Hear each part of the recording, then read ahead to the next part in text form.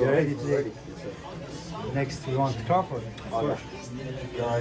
We wanted to. Yeah, we want, of course. Yeah, we want it. I come for this deal. His Excellency Turki Alalshikh has single-handedly turned the boxing scene upside down by announcing the biggest upcoming fights. He was caught entering Vergil Ortiz Jr.'s camp a few moments before his match against Turki Alalshikh. His Excellency wants to square off the Golden Boy's most prized fighter with the freshly crowned Bud, Crawford. Since Terence Crawford was already fighting for his cause, Alalshikh was seen negotiating with another superstar to make this card more exciting. I know he's very good friends with Jared X. You know what we are? I said to us. Jared? Yeah, I'm ready to talk.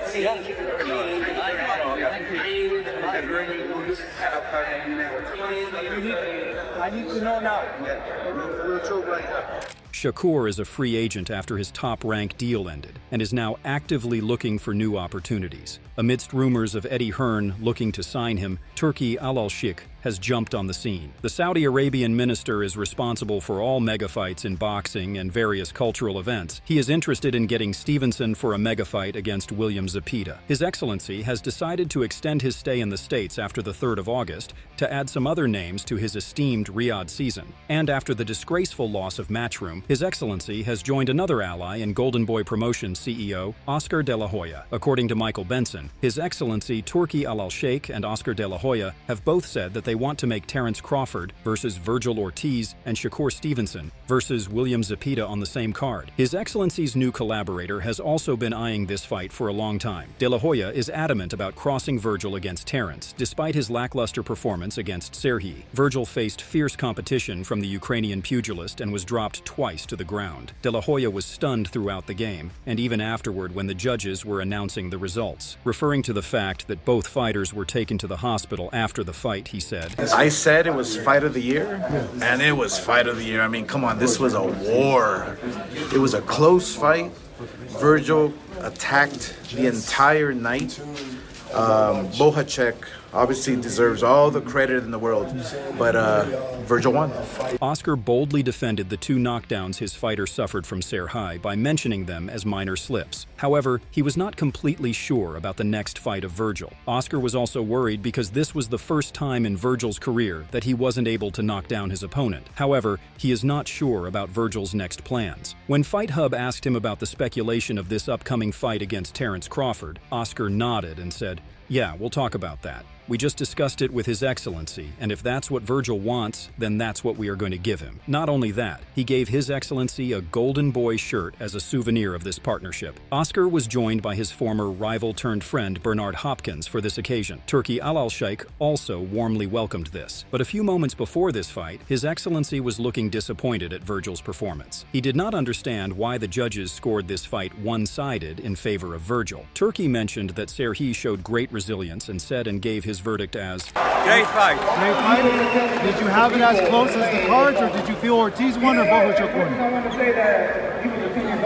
I think it's a draw. Next to this shocking conclusion, His Excellency went after the man who was responsible for the fight between Terence Crawford and Vergil Ortiz Jr. in the first place. This time, he was even harsher on Canelo Alvarez than his previous tweets. He was amazed at Canelo's disrespectful attitude towards him. First of all, His Excellency pointed out that Canelo's claims were completely baseless because they had never confronted each other online. Turki mentioned that he started this negotiation with Canelo's current promoters, who sent the message to the Mexican pound-for-pound king. The prince concluded, "I don't start to talk about these things." He, Canelo, started it by saying that he doesn't like what we are doing in boxing. That's why I said what I said, and I mean it. If he was a wise guy, he would understand the message, and if the ego takes him, let him in his way. After getting no from Canelo, His Excellency was oriented towards Vergil Ortiz. With his 100% knockout ratio, Vergil was definitely the top candidate, and it was no secret that he wanted to fight against the Nebraska champ. So His Excellency went into Vergil's dressing room right before the fight when he was tying his gloves. Turki admired his attributes and pleaded with him to elongate this fight. No one wanted to see a boring knockout. Alalshikh said to Vergil,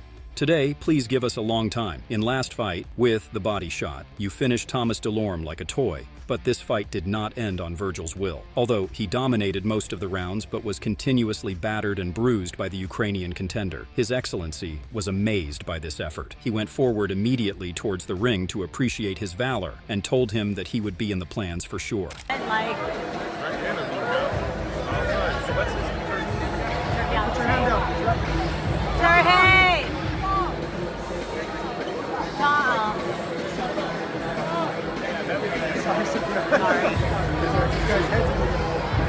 We met in Riyadh. I was there with Vladimir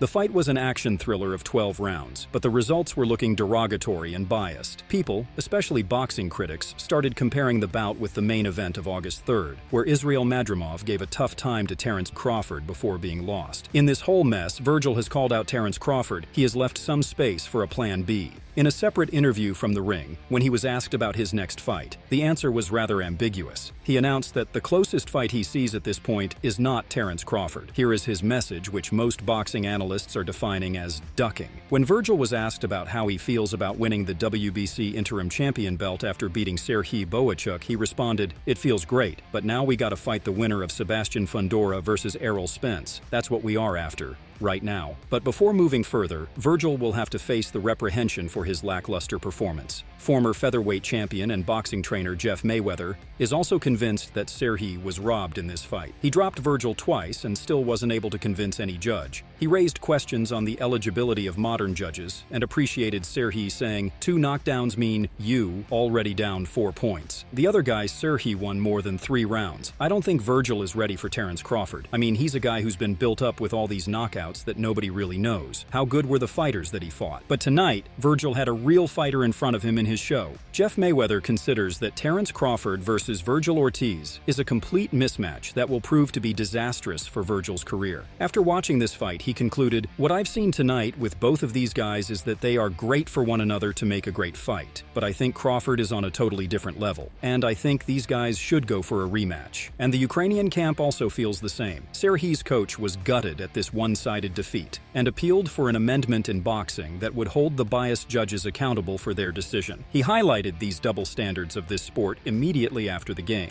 You know, most of us saw him win, and I'm just going to go ahead and put this out there. I hope I don't get myself in trouble with the commission or the judges or the WBC or any of these so-called sanctioning bodies, man, but I get sick and tired of time and time again how unfair they could be to these fighters. Like tonight with Sir Hale, how unfair they could be. Yeah. They put their lives on the line, everything that they go through just to get to this point.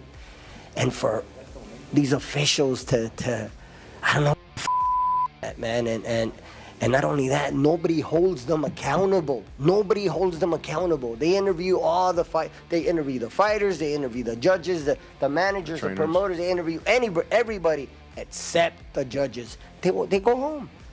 They just go home, and nobody questions them. Nobody puts them on the spot, you know, and I believe that's got to stop. I believe they should be held accountable. But Jeff is not the only one who is gutted at Terence's matchup with Vergil Ortiz Jr. A whole lot of people are in sorrow. Take Ryan Garcia, the notoriety of boxing, for example. Ever since he heard that His Excellency has crossed the paths of Terence Crawford and Vergil Ortiz, Ryan has shown his discontentment with this fight. After the August 3rd victory of Bud Crawford, Ryan was continuously calling him out. Now, he has gone berserk on his former gym mate for this opportunity. He has released his frustration by posting a streak of negative comments on the social media site X about Vergil. Got dropped twice, got hit with right hands that you can see coming. Face messed up. Don't talk like you are someone that's unbeatable when this fight was close. Ryan didn't even spare Vergil's coach, Robert Garcia. Robert has recently claimed that Ryan, being a smaller individual, cannot beat his fighter in a pro match. These tweets stirred Ryan, and the rest is history. He mocked Vergil for wearing glasses and said, "You know I like you, Robert Garcia, but I've beaten Vergil 3 times. It's all on camera. For you to say it won't be competitive is crazy. I will sleep this mother."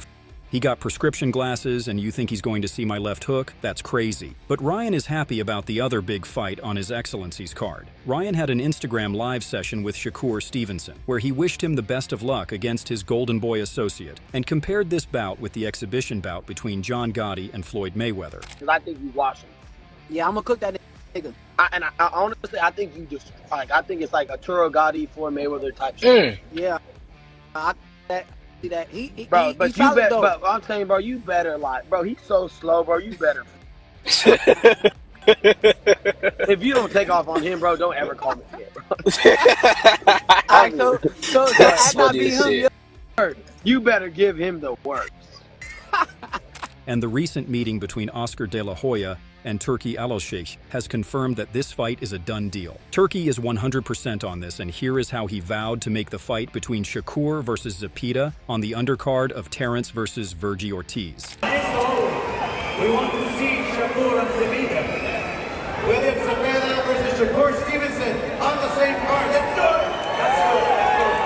Not only that, His Excellency had a detailed conversation with Shakur as the first thing in the morning. The Saudi prince was very impressed by the Newark-born and gave him a unique title. Unlike his routine days, Alalshikh shared a friendly picture of the two and posted a critical note. Just met with my brother Shakur Stevenson. I have given him the nickname Shakur Outlaw Stevenson. I'm waiting for someone to respond that I'm bad for boxing. Any suggestions about the guy whom Turki is waiting for? Moving next, William Zepeda's coach Panda also confirmed this fight. He has also delivered the news about the confirmation of the Shakur versus Zepeda fight. He even highlighted the possible date and venue of this fight. Talking to Mill City Boxing, this coach with a strange name explained, "Sure, been talking to Jay Prince. In the middle of talking to Jay Prince, we got a call from Turki. So I'm looking forward to doing a fight. He wanted to do it on October 21st in Saudi. And William asked for us to do it either in November, late November, or early December. Looks like everything is planned out. The money is right. The time is right. We got two guys in their prime. One is the #1 and the other is a champion. From the current scenario, it looks like the fight between Shakur Stevenson and William Zepeda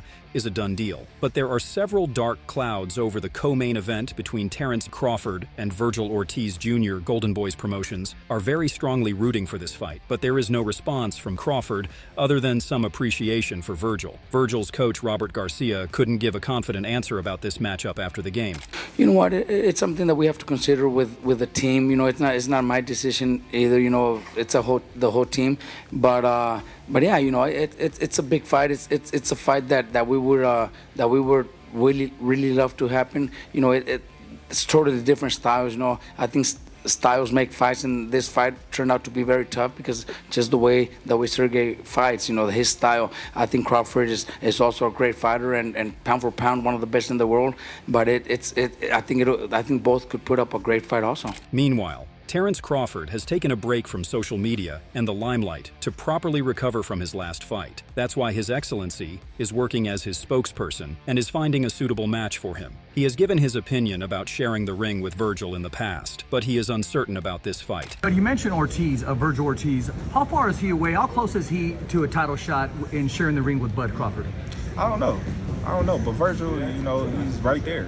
You know, he's right there. You know, he's been proven that he belongs with the top fighters in the division, and you know, who knows, a couple of fights or the next fight or whatever the case may be, he might be sharing the ring with Terence Crawford. You never know.